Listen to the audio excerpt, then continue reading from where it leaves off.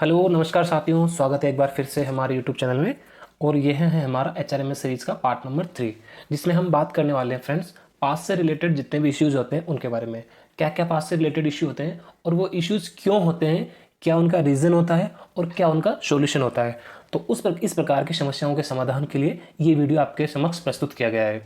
तो normally friends past से related बहुत सारी समस्याएं होती हैं, उनमें मुख्यतः जो 99.99% समस्याएं होती है उन समस्याओं का सॉल्यूशन हम आपको आज बताने वाले हैं। उसके बाद समस्याएं आती हैं तो उनका समाधान भी कुछ ना कुछ होता है। कुछ समस्याओं का समाधान एम्प्लॉय का खुद के लेवल पे होता है, कुछ समस्याओं का समाधान डीलिंग क्लर्क के लेवल पे होता है और कुछ समस्याओं का समाधान उससे ऊपर के लेवल तक भी होता है। परंतु लगभग 99.99 समाधान एम्प्लॉय और डीलिंग क्लर्क दोनों के मध्य इन सब समस्याओं का समाधान हो जाता है फ्रेंड्स। तो मेनली क्या प्रॉब्लम आती है उसके बारे में हम बात करने वाले हैं कि बहुत से एम्प्लॉय बोलते हैं कि सर हमारे फैमिली मेंबर का किसी का नाम ऐड है लेकिन फिर भी हम पास जनरेट नहीं कर पा रहे हैं, किसी का क्या पेंडिंग दिखा रहा है, किसी का क्या पेंडिंग दिखा रहा है। तो इस प्रकार की समस्याएं जो मेनली होती है उनके बारे में आज हम चर्चा करने वाले। तो सबसे पहले मैं आपको बताना चाहूँगा कि क्या क्या समस्याएं आपके सामने सबसे ज़्यादा देखने को मिलती है। तो बने रहिए कंटिन्यू वीडियो के अंत तक। तो फ्रेंड्स जो मेनली हमको समस्याएं देखने को मिलती है उसमें जो नंबर 1 पे जो समस्या आती है वो होती है मैनुअल पास की। फ्रेंड्स ये मैनुअल पास क्या होता है और ये क्या समस्या होती है, तो देखिए फ्रेंड्स फर्स्ट नंबर की जो आपको दिखाई गई है समस्या वो है मैनुअल पास की। ये मैनुअल पास की समस्या सामान्यता होती है जो भी नए एम्प्लॉय रेलवे में ज्वाइन करते हैं उनके साथ में, कि मैनुअल पास एंट्री की समस्या है कि आपके HRMS में दिखाएगा manual pass entry pending with dealing clerk करके, या फिर किसी एम्प्लॉय का कुछ प्रमोशन आ गया या फिर बेसिक पे बढ़ गया या फिर कुछ ऐसा वगैरह वगैरह काम हो गया, या फिर जैसे आपका 1 ईयर कंप्लीट होता है तो दूसरे साल के स्टार्टिंग में ऐसा कुछ आपको देखने को मिलता है कि manual pass entry pending with DC करके। इस समस्या का क्या समाधान है बात करने वाले हैं हम आगे, पहले समस्याएं जान लेते हैं। ठीक है फ्रेंड्स, इसके बाद जो दूसरी समस्या हमको मेनली देखने को मिलती है सबसे ज़्यादा वो होती है फैमिली डिक्लेरेशन की। अब फैमिली डिक्लेरेशन क्या होता है, तो दोस्तों फैमिली डिक्लेरेशन एक ऐसी चीज़ होती है फ्रेंड्स कि आपने जो भी आपके HRMS में नाम ऐड किए हैं तो उनका एक घोषणा पत्र आप प्रस्तुत करते हो कि साहब मेरी फैमिली में मैं हूँ, मेरी बीबी है, मेरे बच्चे हैं, कितने मेंबर हैं और जो भी मैं ये प्रस्तुत कर रहा हूँ वो सारे के सारे तथ्य बिल्कुल सही हैं, उसमें किसी भी प्रकार की कोई भी गलती नहीं है। इस प्रकार का आप घोषणा पत्र करके आप भेजते हो, उसमें अपलोड करके। कहाँ अपलोड करते हैं, कैसे अपलोड करते हैं, कैसे फैमिली डिक्लेरेशन किया जाता है उसकी चर्चा हम आगे करने वाले हैं। तो फैमिली डिक्लेरेशन के पेंडिंग दूसरी सबसे ज़्यादा मेन समस्या देखने को हमको मिलती है। तीसरी जो मेन समस्या होती है वो होती है फ्रेंड्स एम्प्लॉय मास्टर डेटा की। अब आप सोचेंगे कि सर एम्प्लॉय मास्टर डेटा की प्रॉब्लम क्या होती है, तो एम्प्लॉय मास्टर डेटा की प्रॉब्लम सामान्यतः तब देखने को मिलती है जब भी आपका कोई प्रमोशन आता है। सपोज कीजिए आप 1800 ग्रेड पे में आपका अपॉइंटमेंट हुआ है और 1800 के बाद में आप 1900 ग्रेड पे में 2 3 4 5 साल जब कभी भी पहुंचते हैं तो आपका क्या होता है कि आपका बेसिक पे चेंज होता है। आपका बेसिक पे चेंज होता है तो जैसे ही आप ग्रेड 4 से या फिर जो भी आपका डेजिग्नेशन होता है, आपका लेवल होता है, लेवल 1 से आप डायरेक्ट लेवल 2 में जाते हो। तो जैसे ही आपका लेवल होता है तो आपका मास्टर डेटा में भी बदलाव होना जरूरी होता है, क्योंकि बेसिक तो आपका हर साल बढ़ता रहता है, हर साल आपका एक इंक्रीमेंट 3% के साथ लगता रहता है। लेकिन जब प्रमोशन आ जाता है तो उसके मास्टर डेटा में बदलाव किया जाता है। मास्टर डेटा में बदलाव आप खुद अपने स्तर पे भी कर सकते हैं। दूसरा, अगर आपको नहीं पता इसके बारे में कुछ तो फिर आप आपके डीलिंग क्लर्क से बोलकर भी ऐसा करवा सकते हैं। ठीक है फ्रेंड्स, इसके बाद में जो चौथी मेन समस्याएं होती है वो होती है कि सर हमारे तो बच्चे का नाम ऐड है लेकिन फिर भी हम अपने बच्चों का पास नहीं बना पा रहे हैं, सर क्या प्रॉब्लम हो रही है। तो फ्रेंड्स जिन भी एम्प्लॉय के बच्चे 20 प्लस साल मतलब 21 साल से ज़्यादा के हो गए तो 21 साल तक तो उनका कोई भी डिक्लेरेशन नहीं मांगा जाता है या फिर कोई भी बोनाफाइड नहीं दिया जाता है। लेकिन जैसे ही वो 21 साल के हो जाते हैं तो उनको क्या है, खुद को एक सक्षम मान लिया जाता है कि अब ये खुद डिपेंडेंट हो गया, खुद खाने कमाने वाला हो गया है करके। तो अगर फिर भी आपके बच्चे आपको लगता है कि वो आप पे ही आश्रित है, कुछ स्टडी वगैरह कर रहे हैं, तो उनका रेगुलर स्टडी करने का एक आपको घोषणा पत्र मतलब एक वो बोनाफाइड उनका लगाना होता है जो भी उनके रेगुलर इंस्टीट्यूट से, उससे सर्टिफाई करवा के। ठीक है फ्रेंड्स, तो अगर ऐसा आपको देखने को मिलता है तो इसकी वजह से भी आप क्या करते हो ना कि आप बच्चों का पास जनरेट नहीं कर पाते हो या फिर आपको खुद का पास भी जनरेट नहीं कर पाते हो। पांचवी जो सबसे मेन समस्या आपको देखने को मिलती है फ्रेंड्स वो होती है कि सर कि हाँ बोलिए सर कि सर हमने हमारी बीवी का या बच्चों का नाम तो ऐड कर दिया सर। अच्छा तो फिर क्या समस्या आ रही है, तो सर नाम तो ऐड कर दिया लेकिन पास में नाम नहीं आ रहा सर। फैमिली के टैब हैं उसमें दिखा रहा है लेकिन हमारे पास में नहीं नाम आ रहा है।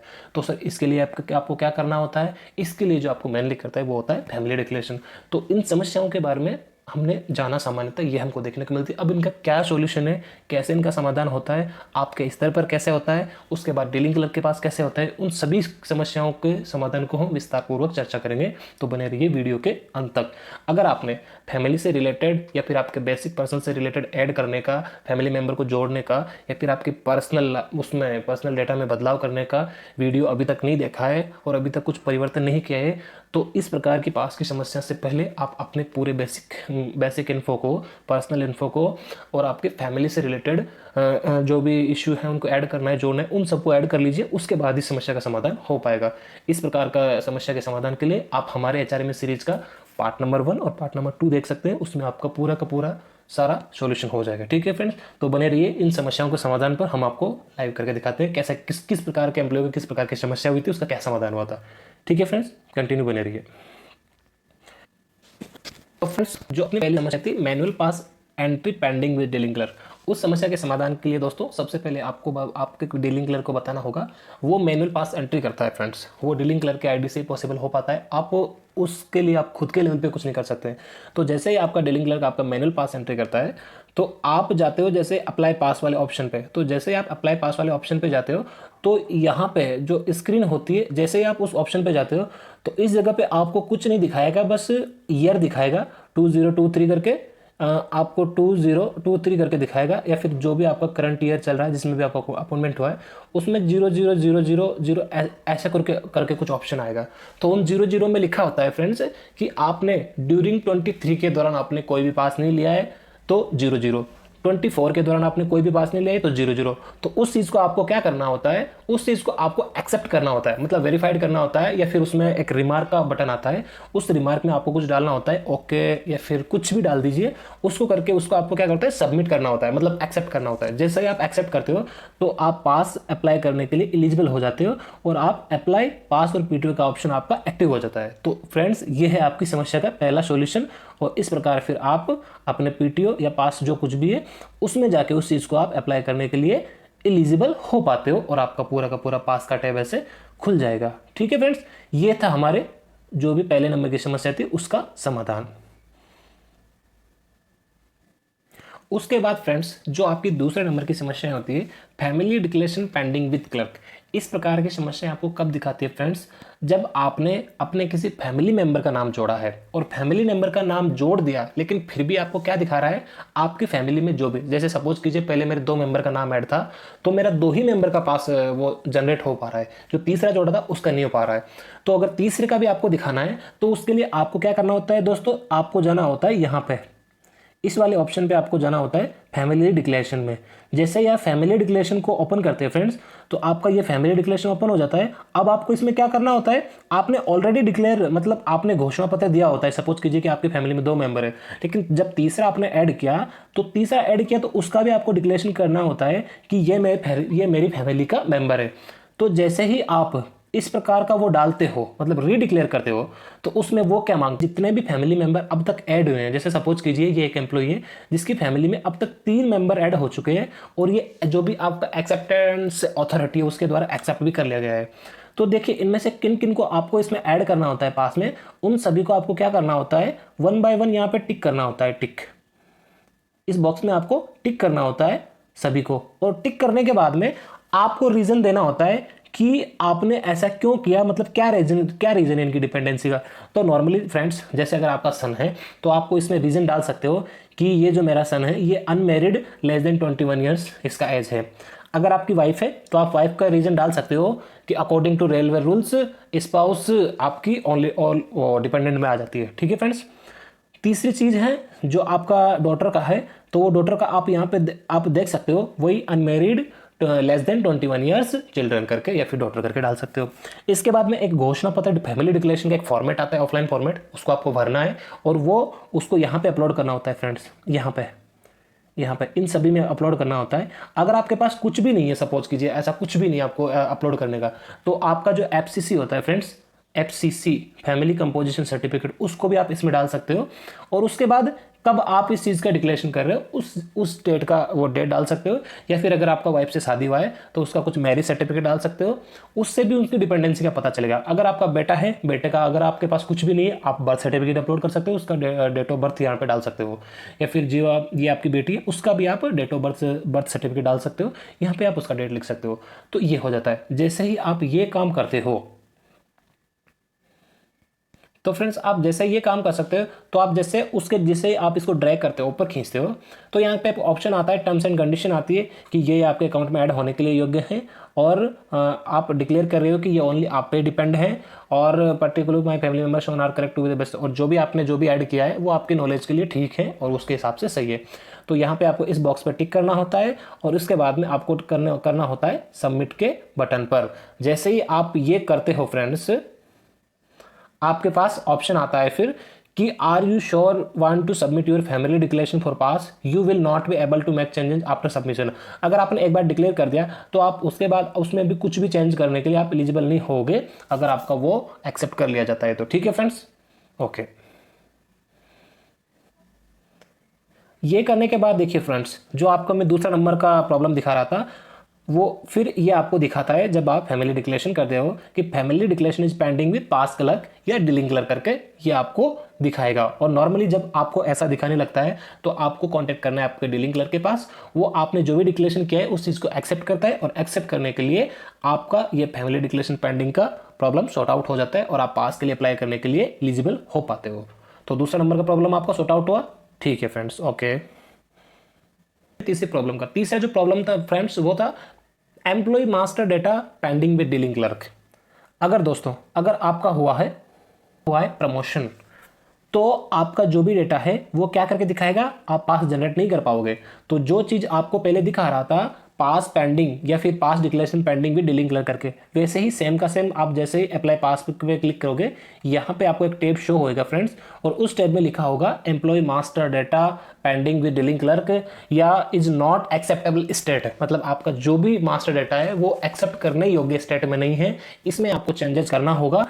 वो चीज या तो आप खुद के लेवल पे कर सकते हो, मोस्टली इस प्रकार की चीजें डीलिंग क्लर्क द्वारा की जाती है एम्प्लॉय मास्टर डेटा में चेंज जब भी आपका प्रमोशन आता है। तो इस प्रकार की प्रॉब्लम के लिए आपको कांटेक्ट करना होता है आपके डीलिंग क्लर्क से, और वो इस प्रॉब्लम को करने के पश्चात, और वो जब आपका फाइनल एक्सेप्टेंस अथॉरिटी डीपीओ होता है उसको द्वारा एक्सेप्ट करने के बाद में आपका ये प्रॉब्लम सॉर्ट आउट हो जाता है, और आप पास के लिए अप्लाई करने के लिए एलिजिबल हो जाते हो।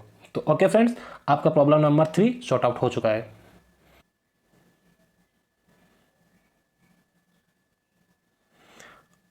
अब फ्रेंड्स जो आपका चौथा प्रॉब्लम था फ्रेंड्स, कि आपके बेटे का नाम तो आपके पास में ऐड है, कि आपके बेटे का नाम आपके पास में ऐड है या फिर आपकी बेटी का नाम पास में ऐड है, परंतु आप देखते हो कि आप जब पास के लिए अप्लाई करते हो, आप जब भी अप्लाई पास पीटीओ पे क्लिक करते हो फ्रेंड्स, जैसे ही आप यहाँ पे आते हो इस ऑप्शन पे क्लिक करते हो, तो आपको देखने को मिलता होगा कि जो भी आपके बेटे बेटी हैं उनका नाम पास में नहीं आ रहा है, आपका और आपकी वाइफ का ही नाम आपको पास में देखने को मिलेगा। उसके अलावा आपको कोई भी नाम देखने को नहीं मिलता है फ्रेंड्स।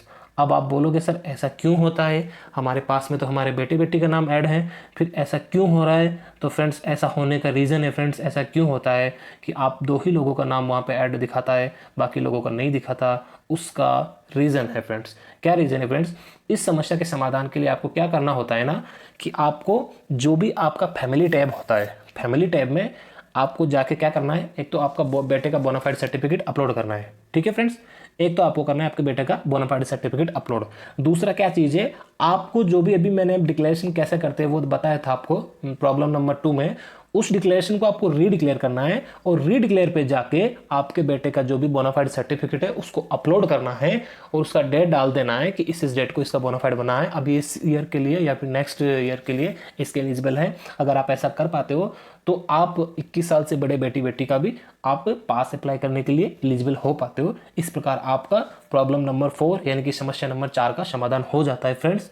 ओके फ्रेंड्स, अब फ्रेंड्स जो आपके 5 नंबर की समस्या होती है कि सर कि सर हमने हमारे किसी फैमिली मेम्बर, हमारे बेटे बेटी का नाम या फिर हमारी जो भी विडो मदर है जो हम पे डिपेंडेंट है, उसका हमने एचआरएमएस में सर नाम तो ऐड कर लिया, लेकिन पास में नाम नहीं आ रहा है। सर क्या प्रॉब्लम है सर? फैमिली टैब में सब कुछ दिखा रहा है लेकिन फिर भी हमारे उसमें नहीं आ रहा है फ्रेंड। सर क्या प्रॉब्लम हो सकता है? तो फ्रेंड्स प्रॉब्लम कुछ नहीं है, प्रॉब्लम वही है कि आपने जो भी उसमें अपलोड किया है आपके फैमिली, तो आपको दोबारा से डिक्लेरेशन देना है, जो कि मेरे को आपको प्रॉब्लम नंबर 2 में बता चुका हूँ। आपको फिर से डिक्लेरेशन देना है। आपको सभी टैब जब डिक्लेरेशन देंगे तो आपके जो भी मेंबर उसमें ऐड हैं सभी का नाम उसमें आ जाएगा फ्रेंड्स, जो जो आपके उसमें ऐड है करके। ठीक है फ्रेंड्स, जो भी आपके उसमें ऐड हैं सभी का नाम आ जाएगा। इस बॉक्स पर टिक करोगे, उनका डिपेंडेंसी का आप रीज़न लिखोगे कि क्यों वो आप पे डिपेंडेंट है, उनका कुछ आप हाँ अपलोड करोगे डिपेंडेंसी का कि इस वजह से मेरे पे डिपेंडेंट है। यहाँ पे आप उनका कुछ वो डाल सकते हो, क्या कुछ सर्टिफिकेट है या फिर उनकी डिपेंडेंसी का रीजन करके, अगर कोई मम्मी है तो वो विडो मदर है तो आपके फादर का डेथ सर्टिफिकेट यहाँ पे अपलोड कर सकते हो, या फिर आपके बेटा बेटी है तो उनका बर्थ सर्टिफिकेट आप अपलोड कर सकते हो, वाइफ है तो उसका मैरिज सर्टिफिकेट कर सकते हो, वगैरह वगैरह। ये सब करने के बाद में आपका प्रॉब्लम नंबर 5 सॉर्ट आउट हो जाता है। अगर इस प्रकार की समस्याओं का आप इस प्रकार समाधान कर पाते हो तो आपका पास से रिलेटेड एक भी इश्यू नहीं बचेगा फ्रेंड्स। बस आपको ये सब करने के बाद में एक बार आपके डीलिंग क्लर्क को इन्फॉर्म करना होता है फ्रेंड्स। ठीक है फ्रेंड्स, तो फ्रेंड्स इस प्रकार हमारे द्वारा बताई गई अगर सभी प्रकार की आप जानकारी को अच्छे प्रकार सुने हो और उन सबको अगर आप अप्लाई कर पाते हो और आपके डीलिंग क्लर्क को आप सब कुछ करने के बाद इन्फॉर्म करते हो, तो फ्रेंड्स गारंटी के साथ आप पास अप्लाई करने के लिए एलिजिबल हो। पास पीटीओ जो कुछ भी जिस किसी भी फैमिली मेंबर का आप अप्लाई करना चाहो, सिंगल डबल 2-3 लोगों का कैसे भी करके जो भी आपके फैमिली मेंबर ऐड है एचआरएमएस में, आप आराम से एलिजिबल करने के लिए अप्लाई करने के लिए एलिजिबल हो पाते हो फ्रेंड्स। तो अगर फ्रेंड्स वीडियो अच्छा लगा हो तो शेयर कर देना, लाइक आपका मन करे तो कर देना, ऐसी कोई चिंता की बात नहीं है। ये ओनली आपकी इन्फॉर्मेशन के लिए, आपकी जानकारी के लिए। ऐसे ही इन्फॉर्मेटिव वीडियो के लिए बस बने रहिए हमारे साथ। कुछ भी सवाल पूछने से पहले एक बार वीडियो को ध्यान से देखिए, उसके बाद ही आपके डीलिंग क्लर्क या फिर रिलेवेंट जो भी व्यक्ति है उससे आपको सवाल पूछे। मैं आशा करता हूँ अगर आपने ध्यानपूर्वक वीडियो को देखा होगा और सुना होगा ना, तो आपका 100 नहीं लगभग 101% समस्या का समाधान इस वीडियो के माध्यम से हो गया होगा फ्रेंड्स। ठीक है फ्रेंड्स, जय हिंद, धन्यवाद।